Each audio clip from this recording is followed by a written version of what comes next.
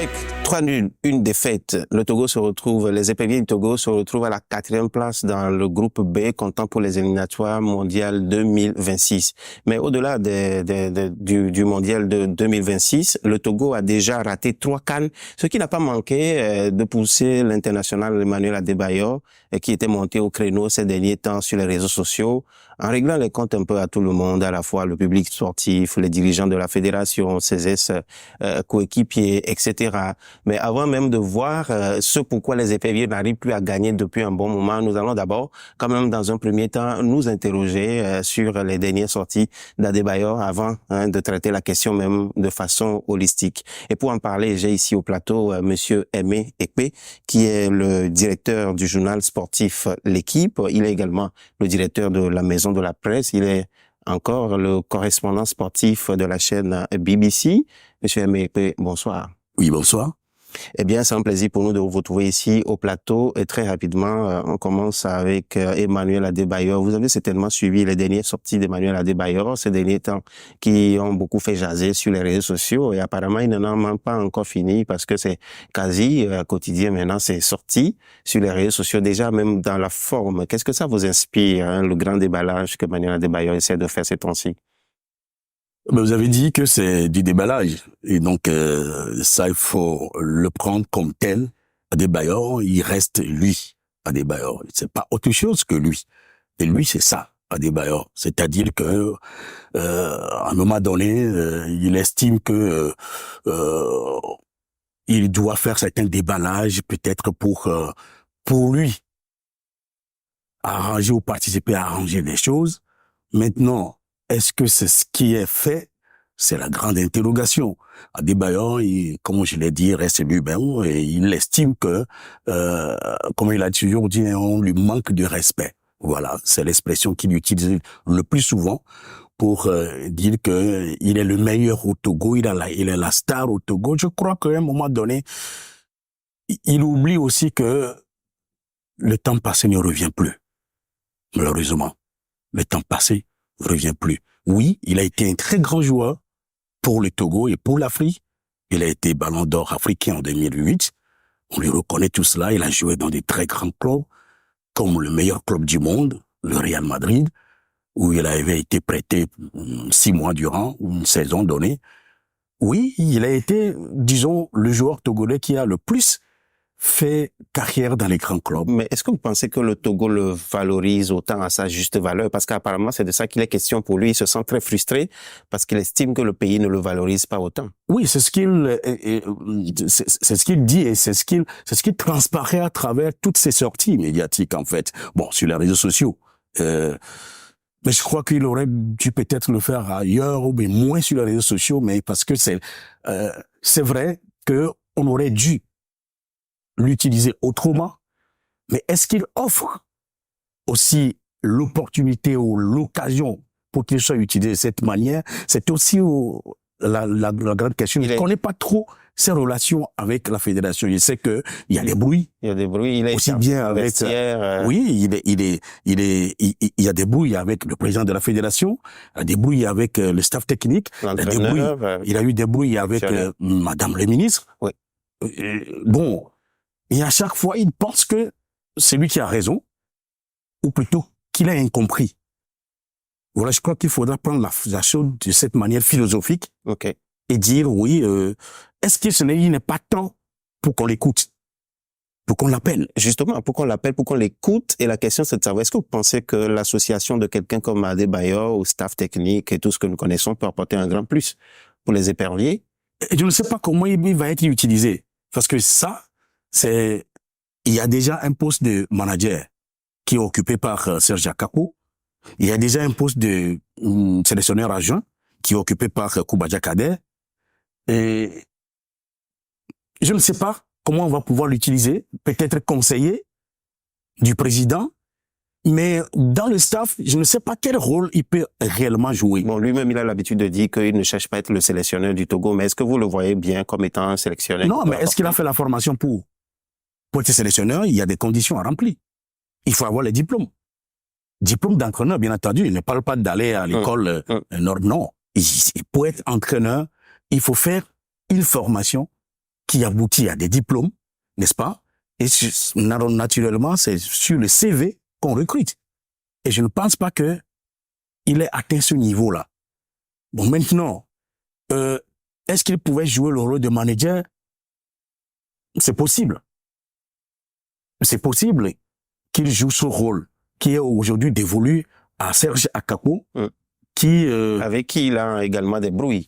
Il a des brouilles depuis 2013 surtout. Bon, voilà. Et ça veut dire que depuis qu'on a nommé Serge Akako à ce poste, Atebayo n'a jamais accepté ça.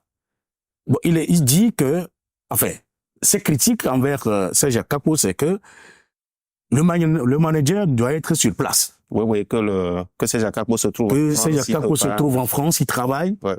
Chez nos confrères également, d'ailleurs. Mais est-ce que quelque part, c'est pas un peu fondé ce qu'il dit? Oui, mais est-ce que son rôle, est-ce que le rôle de manager, est-ce que, comment on dit ça là? Pour lui, il faut qu'il soit sur place pour superviser les championnats D1, etc., histoire de pouvoir quelque part piocher les meilleurs éléments. Est-ce que le choix des joueurs incombe au manager? En réalité, non. C'est l'entraîneur, c'est le sélectionneur qui choisit les joueurs. Le manager, à la limite, il fait des propositions. D'accord. Il fait des suivis, simplement, des joueurs et propose à l'entraîneur. On va terminer avec la page Adebayor.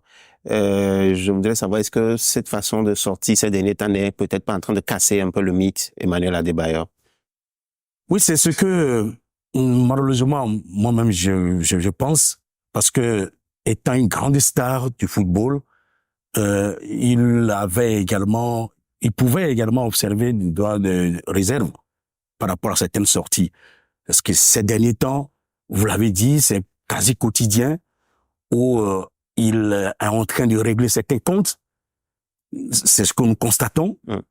Mais je crois que il aurait pu mieux faire en posant le problème autrement. Pour qu'on l'écoute, mais qu'on aille loin. Je reprends votre conclusion. Emmanuel Adebayor, c'est Emmanuel Adebayor. Alors maintenant, parlons du football togolais, même si Emmanuel Adebayor en fait partie justement, avec un match nul la dernière fois contre le Soudan sur notre pelouse ici au stade du Kégué, et puis une défaite le 9 juin dernier face aux Léopards du Congo. Les éperviers sont en train de voir s'éloigner peu à peu encore l'espoir de qualification pour les mondiales de 2026. Dites-moi, peut-on encore croire aujourd'hui aux éperviers, sans oublier qu'ils ont déjà eu à rater 3 CAN, sans oublier quelque part que ça fait quand même 4 ans ces derniers temps avant que l'équipe ne gagne encore ici à Lomé au stade de Kégué. Est-ce qu'on peut encore croire aujourd'hui aux éperviers? Le problème n'est pas de croire, mais d'analyser quelles sont les causes de ces contre-performances. Justement, parlant des causes de cette contre-performance, je voudrais rappeler quand même qu'à une certaine époque, il y avait un entraîneur qui était très décrié ici au Togo, qu'on appelle Claude Leroy. Il y a même eu des manifestations, ça a traîné. Après, finalement, il était parti. Et puis, il y a un autre qui est au poste depuis le 1er mai 2021. Mais finalement, le football togolais est toujours dans les crises. Donc, finalement, est-ce que Claude Leroy, c'était juste là qui cachait la forêt? En fait, c'est une situation qu'il faut vraiment analyser avec, comment on dit, dans la profondeur. C'est vrai que, à l'arrivée de Claude Leroy, tout le monde était content. Parce que Claude Leroy, c'est un nom.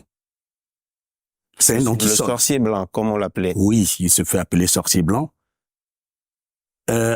Parce que simplement, ce monsieur a traîné sa bosse justement sur le terrain africain. On estime qu'il connaît mieux le football africain.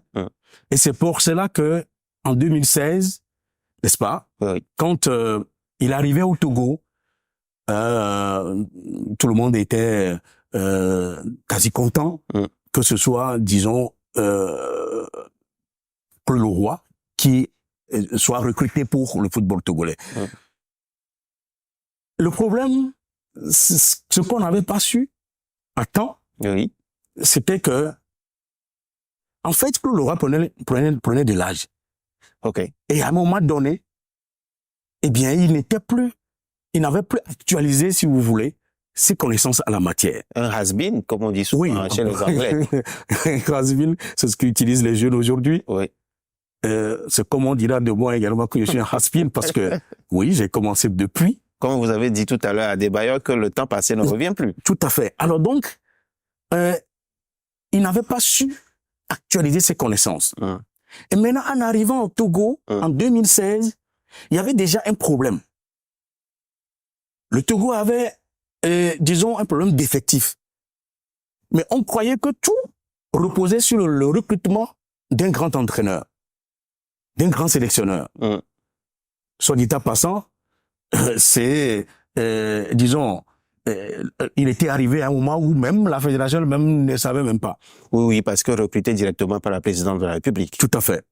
Alors donc, tout le monde était enthousiaste en le voyant venir. Mais, effectivement, il fallait reconstruire l'équipe togolaise. D'accord. Là, Claude est parti, Paul Douaté est là, mais nous ne gagnons toujours pas et vous avez envie de nous déballer un peu selon vous. Quelles sont les causes profondes de cette débâcle répétée des éperviers? C'est ce que j'étais en train d'expliquer, c'est que c'est un problème d'effectif que nous avons. Mais problème d'effectif, dans quel sens? Le problème n'est pas que on n'a pas de joueurs, mais on n'a pas de joueurs pour faire le travail qu'il faut. Mais ça semble contredire ce que pense Paul Douaté, l'entraîneur des éperviers du Togo, qui dit justement, on a une équipe qui peut gagner tous les matchs. C'est ce qu'il a déclaré le 24 mai dernier. Oui, mais c'est lui qui peut. Vous voulez qu'il dise quoi? Avant de venir, il savait très bien l'effectif qu'il avait. Et donc, il ne peut pas aujourd'hui dire qu'on n'a pas d'effectif, on n'a pas de joueurs, donc ceci, non, lui, il ne peut pas tenir sur l'engagement. C'est normal, là, lui, en tant que technicien, il a besoin de valoriser l'effectif qu'il a. Mais nous qui sommes à l'extérieur, qui voyons la chose, mais regardez, dites-moi, quel est le joueur togolais aujourd'hui qui pointe à l'horizon ou bien qui est arrivé à un niveau tel que, je ne sais pas, on peut le considérer qu'aujourd'hui comme la star de l'équipe. Ça n'existe pas. Ils jouent tous dans de secondes zones comme ça se dit. Mais ça pouvait aussi être quelque part la force de l'équipe, non? Parce que des fois, quand on n'a pas de grands stars, ça crée un collectif qui arrive quand même à pousser très loin des fois. Vous savez, il y a toujours, comment on dit, il faut toujours avoir quelqu'un qui draine. Vous savez, c'est ce qu'on avait eu avec Adebayor. Tout a commencé, vous savez qu'Adebayor n'était pas la grande star à l'époque. C'était Koubadia Kader. Absolument. Et d'ailleurs, c'est le seul qui a pu marquer d'ailleurs un but au mondial pour le Togo, pour la seule participation du Togo au mondial. Cette affaire-là aussi revient souvent sur les réseaux sociaux. Adebayor dit il n'est pas d'accord que on dise que c'est lui qui est le meilleur buteur de la sélection, etc. Donc, oui. Donc, à l'époque, il y avait Koubadia Kader qui drainait l'équipe. Et après, Adebayor a pris le relais. Oui. Et juste parce après. Que juste avant Koubadia Kader, il y avait, comment on dit, Salou Bachirou. Oui. Salou Bachirou, Salou Tadjou. Yeah. Voyez-vous? Et comment on dit, Koubadia est arrivé. Quand Bachirou est parti, il était devenu le leader. Et juste après, Adebayor est arrivé. Moi, j'ai vu le début d'Adebayor. Mais maintenant, après Adebayor, il n'y a plus grand-chose. C'est ça le problème. C'est que quand Adebayor est parti, au fait, le problème que le Togo a aussi, c'est quoi? L'épopée Adebayor, les Koubadia Kader, les, comment on dit, Dabalo Dossé, les Nimombe Daré, les Nimombe Wake, c'est encore plus loin. Oui. Alors, donc, cette épopée, j'allais dire, cette sélection de l'époque, on avait cru que cette sélection était éternelle. Donc, on n'a pas préparé la relève. On n'a pas préparé la relève. C'est ça le problème.